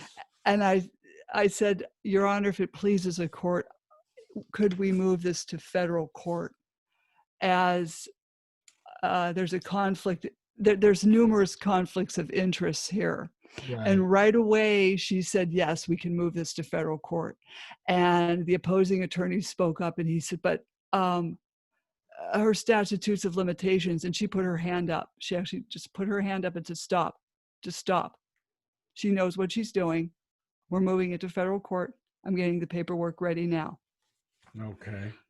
And I thought, oh, thank God. Yes. But and the thing is, I had my hair pulled up, like, and I was wearing, I call it my Valkyrie outfit, like this top and a pencil skirt from 1945 and some nice heels. And I stood up and I was getting my paperwork ready to go, just to leave.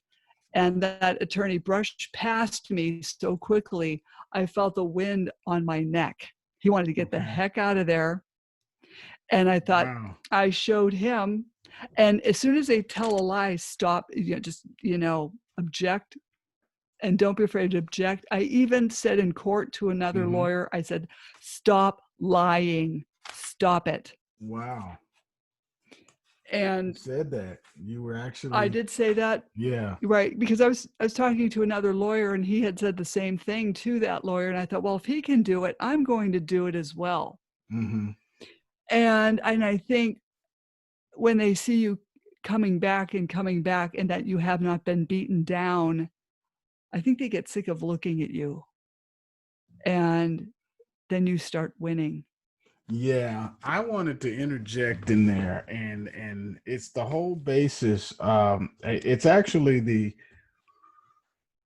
when you pass the bar, when you go in there, and if you're appearing pro se, if you're representing yourself pro se, I want to give the definition of pro se so that the listeners will know. There's another appearance. Have you ever heard of appear in proper person? Have you ever heard that term? Okay.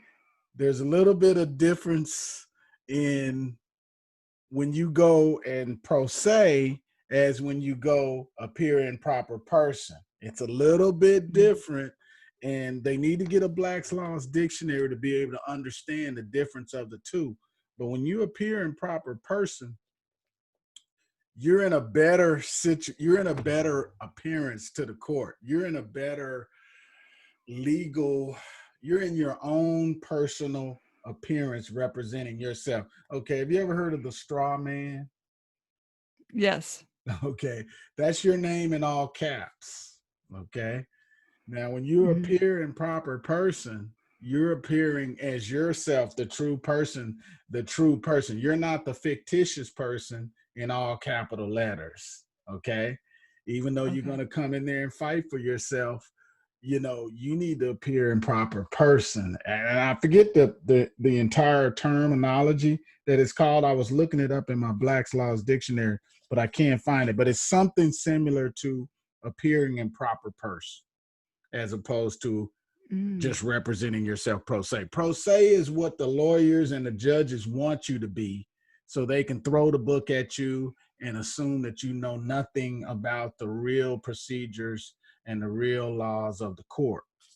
But when you appear in your proper person, they know now, hey, this guy knows that there's a fictitious name out there, straw man out there for him. See, some people don't even know that. They know nothing about the straw man, the fictitious name that they have on file for everybody in all caps. They're making money off of it. They're making money off of your birth certificate.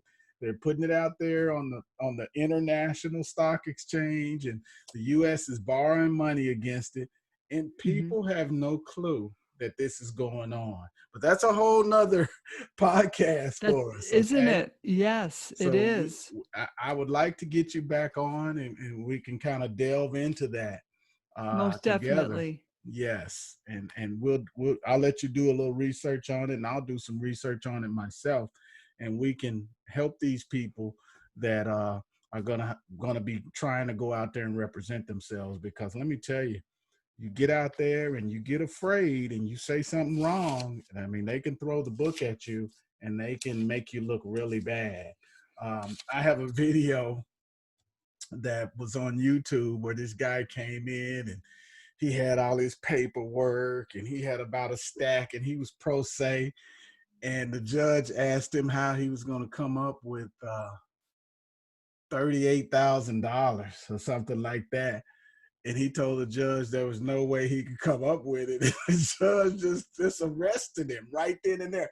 This guy was never expecting that. He went into court thinking that he was going to be able to legitimately explain his situation and tell the judge his side or whatever, but he wasn't saying the right things. He didn't get the judge's attention to allow himself to be able to say the right thing that will let the judge know, hey, I'm here to do a certain thing. Okay. If you don't say these important words, I mean, they could be one or two little easy words that you may seem like they mean nothing, but in court, they mean a lot. And they just took the guy to jail, and they closed the video off. I was like, wow. So, I mean, it's nothing to be afraid of. You just have to do your research. You got to have a Black's Laws dictionary. I wouldn't suggest anybody to try to go into a courtroom without having read one of these. Right. Right. And to have confidence too, because when they smell confidence, that scares them. That scares the opposing attorneys. Absolutely. I mean, if you think about like an animal, like even like with a dog, you don't show fear to a dog or a horse or anything because you want to appear confident. I'm not afraid of you.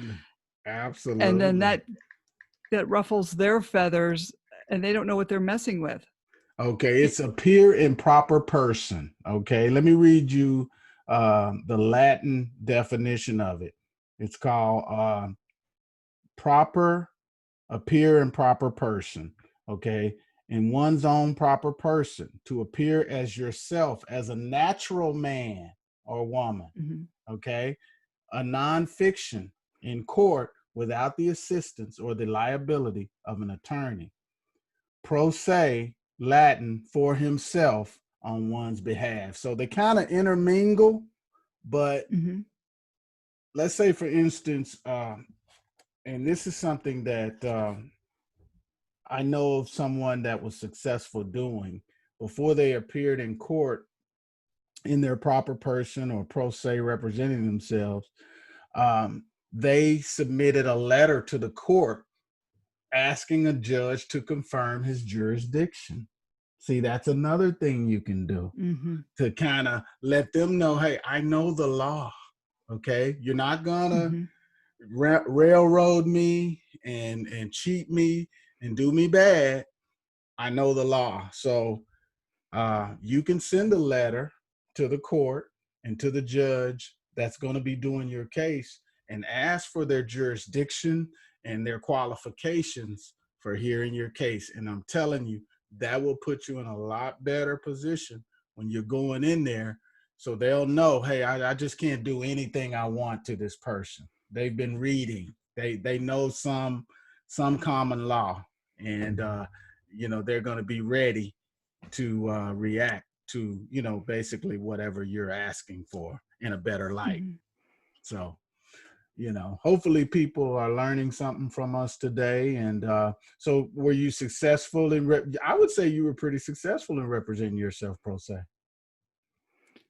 Thank God, at least in the child support, in the Superior Court, thank God for that.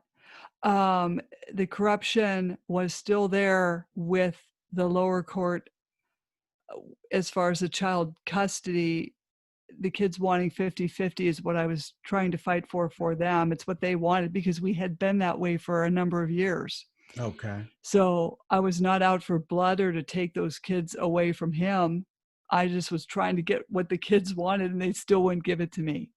Wow. And I want to warn people that as soon as you set foot in that courtroom, whoever shoots out that silver bullet of whatever, could be drugs, you're mentally unstable, a number of items, they can shoot out at you, you're done.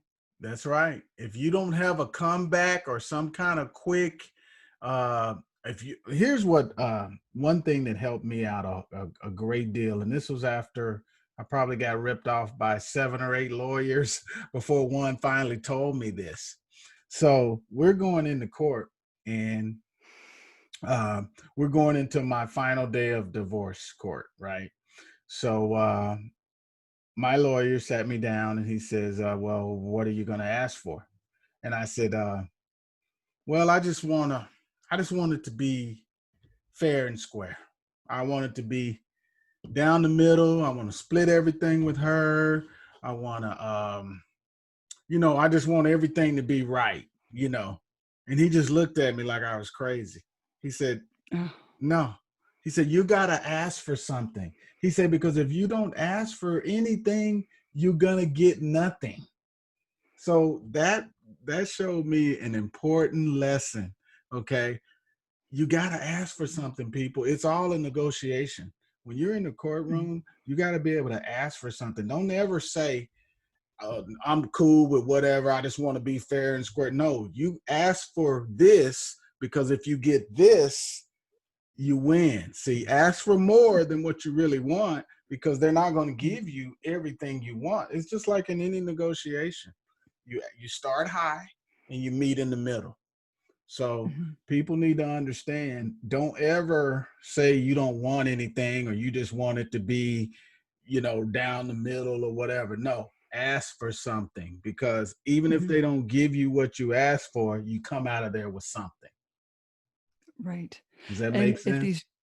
And if these parents will just sit down together and work it out, put their heads together and work it out without even going near that courthouse. Yes. That is the best thing. Right. I mean, file for divorce, fine, but then write up your own document as how you want things for the kids. Exactly. That's in the best interest of the kids. Absolutely. That is very important. I'm glad you brought that up. The whole thing around this, people, don't even let it get into the court's hands. Don't do it yourself. I mean, even if you hate that person, absolutely despise that person, understand that the court's going to turn it around. They're going to make it to where you hurt and that person hurts. You don't think you're just going to come out of it unscathed. Okay. Don't think that just because the laws are in your favor, that they're going to do everything for you. It might seem like on the outside that they're doing everything for you, but trust me, that can backfire and come back around to haunt you. Like they can take money from your spouse and make it seem like you won for 10, 15 years. And then all of a sudden, at the drop of a hat, just turn it around and make it work against you. They can do that. The court can do that. And they have the power to do that. So I'm just encouraging people to do like Maryann says, work it out yourself. Don't let it go to court. By all means, keep it out of their hands, because here's what I put in my book. If you are living with a person and you're married to a person and it didn't work out, and you know what led to that, nobody else knows that. Even if you go before somebody and tell them, there's always 2 sides to the story. So you got to understand something, okay?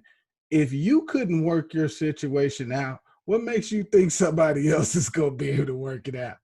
I mean, at the end of the day, really, I mean, let's just think logically about this thing. If you couldn't work it out with that person, what makes you think a judge or somebody else is going to be able to come in and work that situation out? So the bottom line is you have to work it out with them, so that it doesn't get to the court. And if we're going to shut down family court, if this is everybody's goal, and from Yes. what I understand on Facebook, everyone's complaining that family courts, if we want to shut them down, then when we get divorced, let's just do the Sweden model. Absolutely. Let's do the Sweden model. And you know what?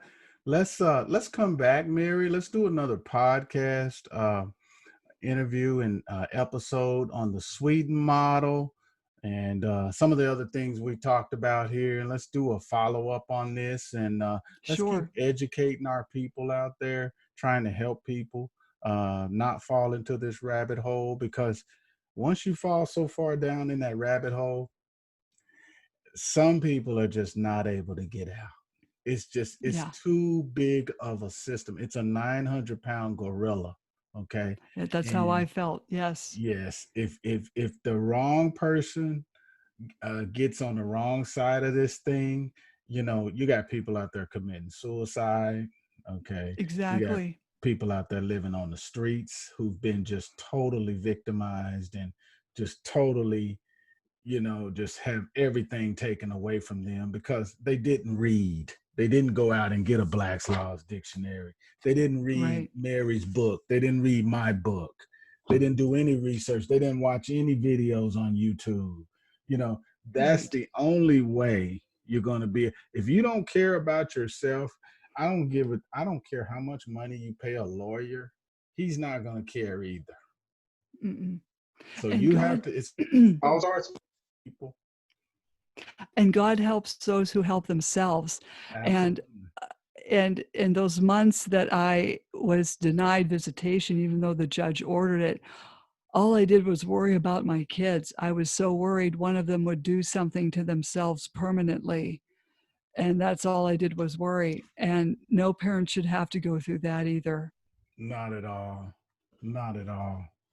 And it just goes back to handling your business, people. And I hear a lot of these people, commenting on the YouTube pages and stuff. And these are obviously people that are just looking from the outside in, that don't really know what the true dynamics of this really corrupt system really is. But they'll say stuff like, put a condom on and Mm-hmm. don't have kids. Now, I can understand the don't have kids, because it Mm-hmm. is coming to a point where it may Oh, yeah, not be smart to have kids. If exactly. you are not in a situation that you're comfortable with and everything, don't have kids. Because Mm-hmm. let me tell you, soon as you have kids, the state pretty much owns your kids, especially if you get into a divorce situation. It's like you got to give up your kids. And So, also with CPS watching you. yes.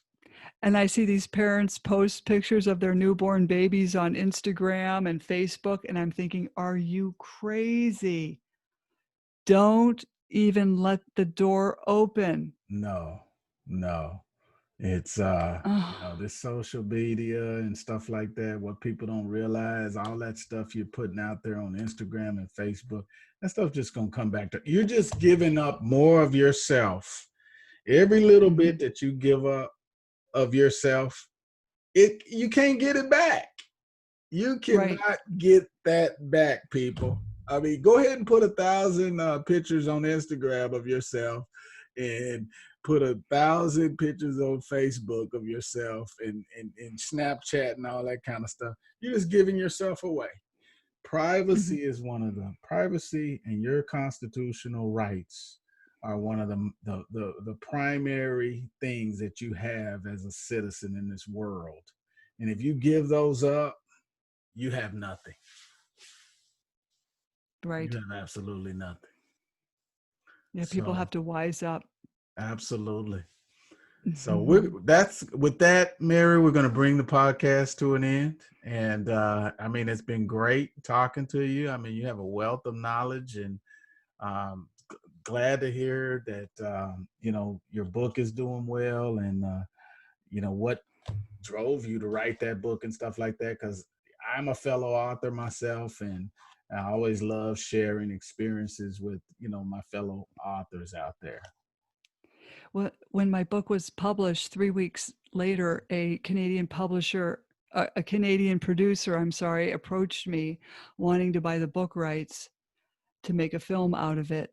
Wow. And so I figured, why not just sell him the book rights? And he's got 3 years to do what he needs to do. Wow. And he's looking for an A-list director and an A-list actress to bring forth knowledge, or, and teach people what's going on. Sure. And he's creating his own screenplay as to how it's going to be handled in an Aaron Brockovich style. Wow. And once the public is aware of what goes on in family court, this could hopefully bring forth change. That is absolutely awesome. I kind of got a little hopes and dreams and aspirations of doing my own documentary one day. So this works well with just inspiring me to go ahead and move forward with mine. As a matter of fact, this interview that you and I did is going to be a part of a documentary that I'm doing.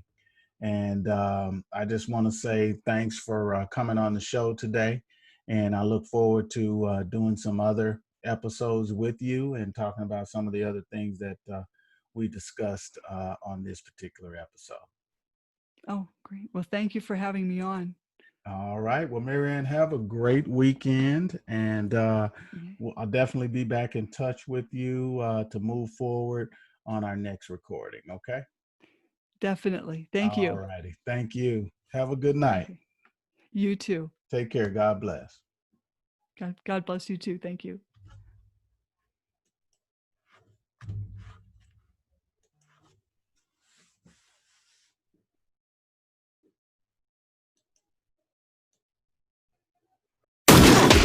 As always, thanks for listening in on the show. And be sure to check out Mike's book, A Simple Guide to Child Support Redemption, available on Amazon.com, or his mobile app, Child Support Made Simple, CSMSX, available through the Google Play Store.